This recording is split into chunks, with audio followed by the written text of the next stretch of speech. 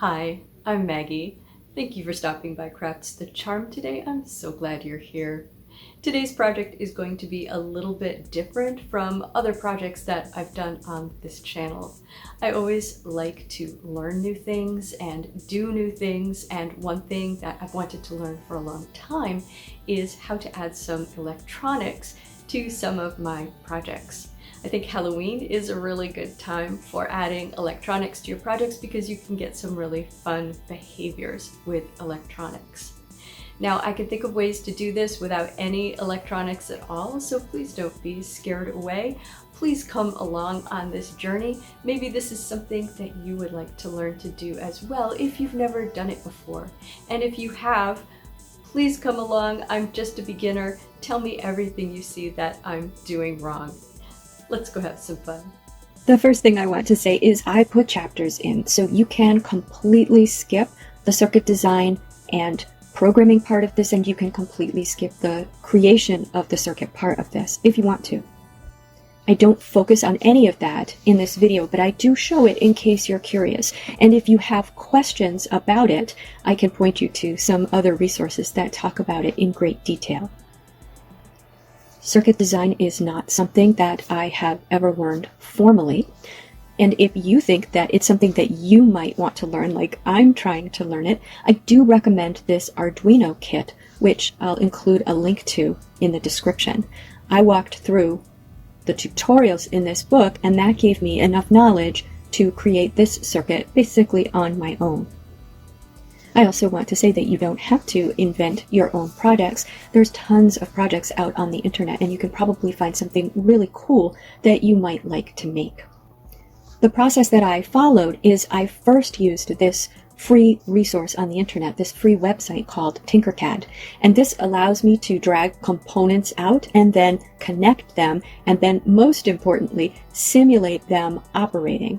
So this was sort of my first step in putting my circuit together and writing the code to run the circuit and then debugging it, making sure that it was going to work. I will make all of this available to you, by the way, on my blog, so you can find a link in the description if you want this code and the circuit design, if you want to build this yourself. The circuit I'm designing has basically three different components. One is photoresistors, which measure the light that's hitting them. And I'm going to be using these as motion sensors. So when the light changes going across a photoresistor, that's going to register with my program. The other is LEDs, and those are for the eyes of the skull. And the third is a servo, and that is to turn the skull. So the program that I'm writing is going to work continuously in a loop, which is how these programs work. It's actually how your desktop software works as well. Any software that responds to clicks or presses works this way. It sits in a loop waiting for you to do something. So this waits for something to go by the sensor, one of the photoresistors, and once it notices that, it will know which photoresistor was triggered, and it will turn the head in that direction and turn the eyes on. And the eyes will be on a sort of timer, so after a few seconds have passed, the eyes will turn off again.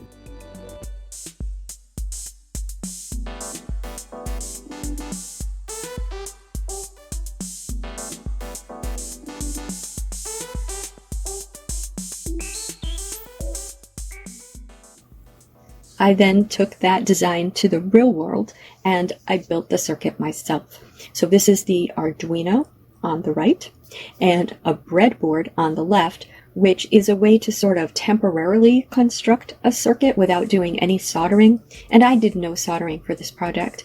I did not want to sacrifice any of my components or my Arduino to this project because I have a much bigger project in mind that I'm working toward.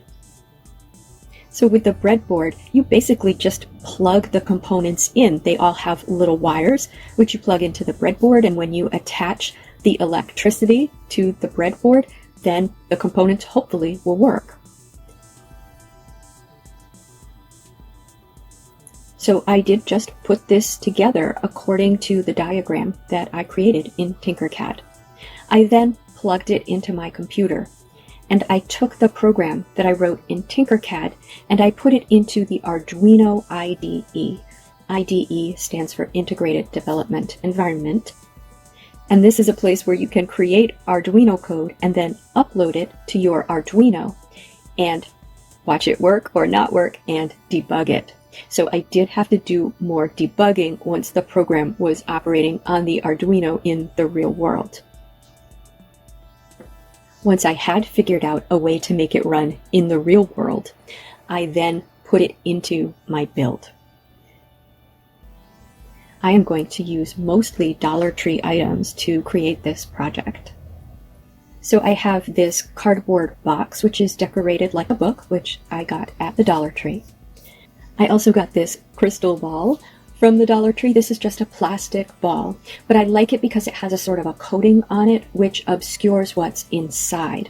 And I like that for two reasons. The first is this is a Halloween project, so you want it to be a little bit mysterious. You want to walk by it and not expect that the skull's eyes are going to light up and it's going to turn toward you as you walk by. So it's not so easy to see what's inside there.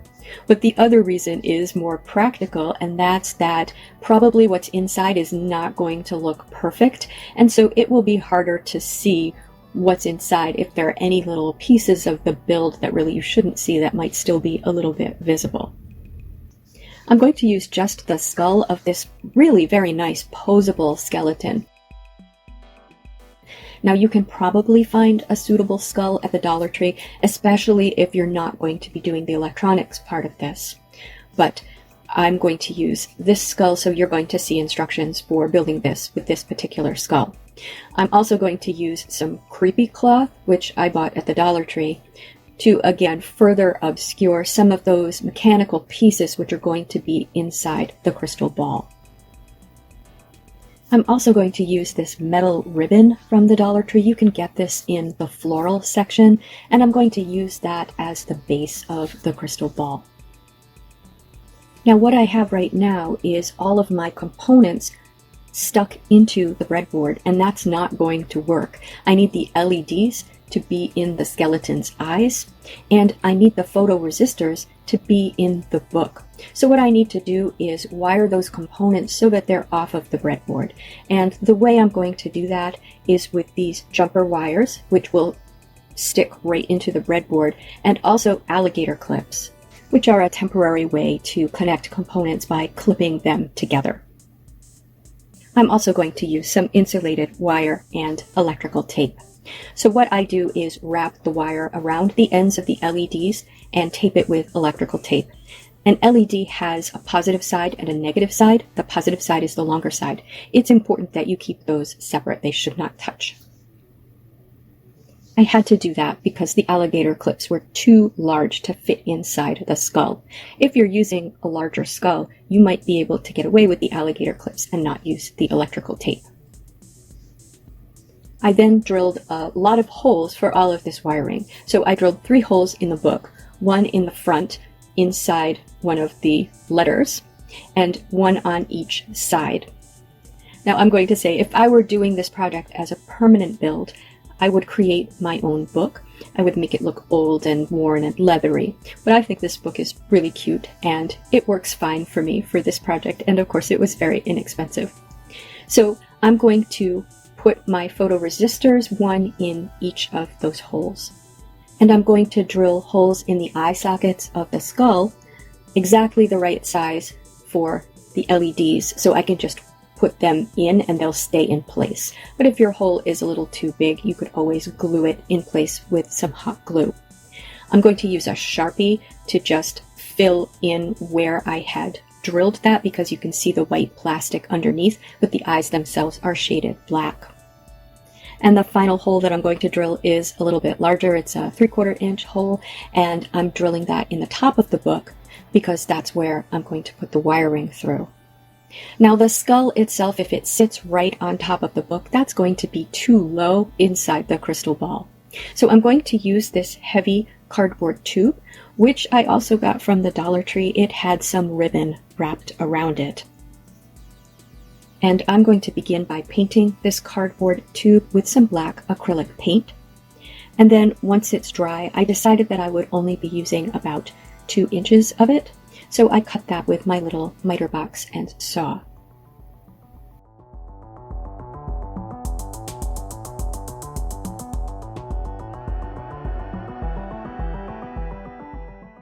I'm going to mount the servo to the cardboard tube. The servo will be turning the skeleton's head. And then I will mount the skeleton's head to the servo.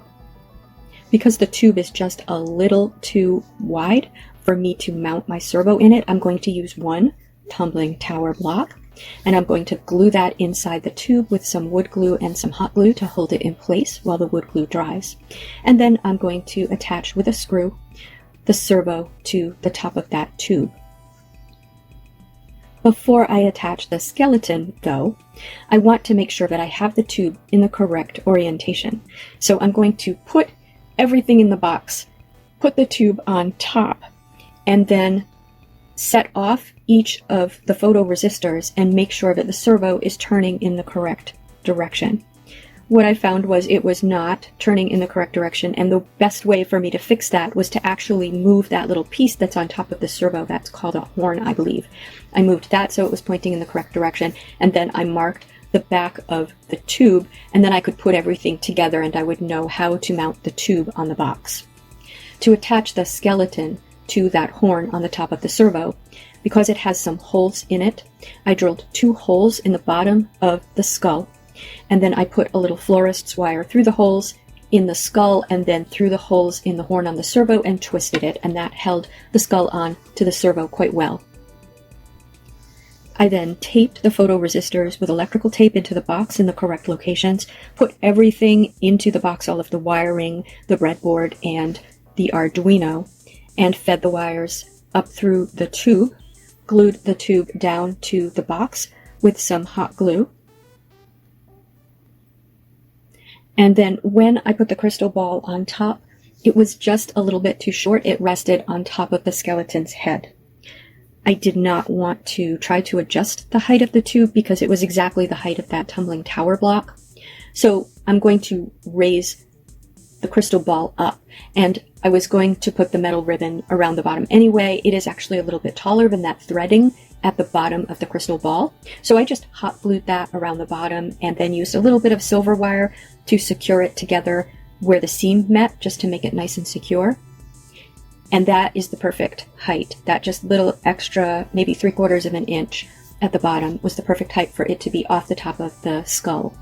So then I took just a little corner of the creepy cloth and put that over the skeleton's head and arranged it so it obscured any bit of the servo that was visible. And then I just placed the crystal ball on top of all of that.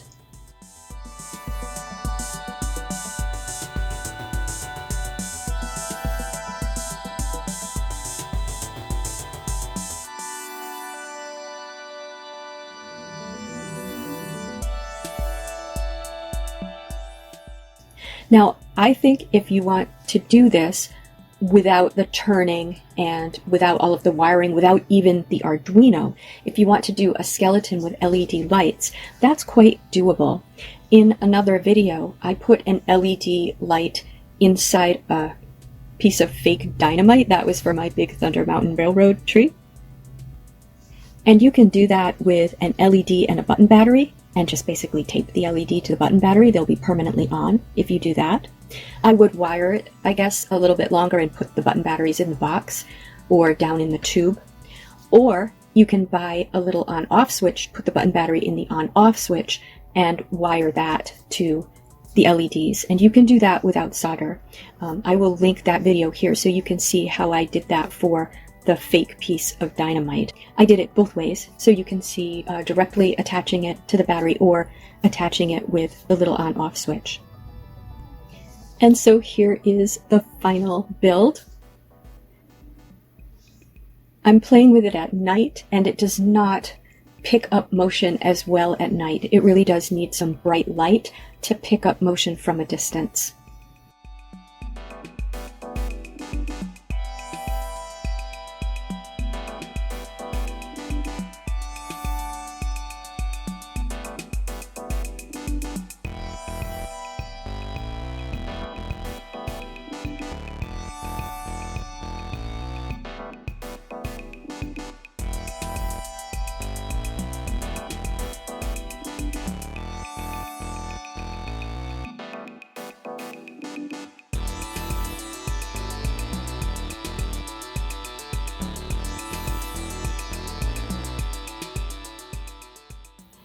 So what did you think of our skull in a crystal ball project? Is it something that you might make either with or without the electronics, maybe with other variations? If you're experienced with electronics, did you see any mistakes that I made or ways that I could improve? Please tell me in the comments. I'm pleased with how it came out. I'm really pleased that it actually works. Prove that you work, buddy. Yeah. Even when I'm not working with electronics, what I conceive doesn't always translate to the real world when I'm building it.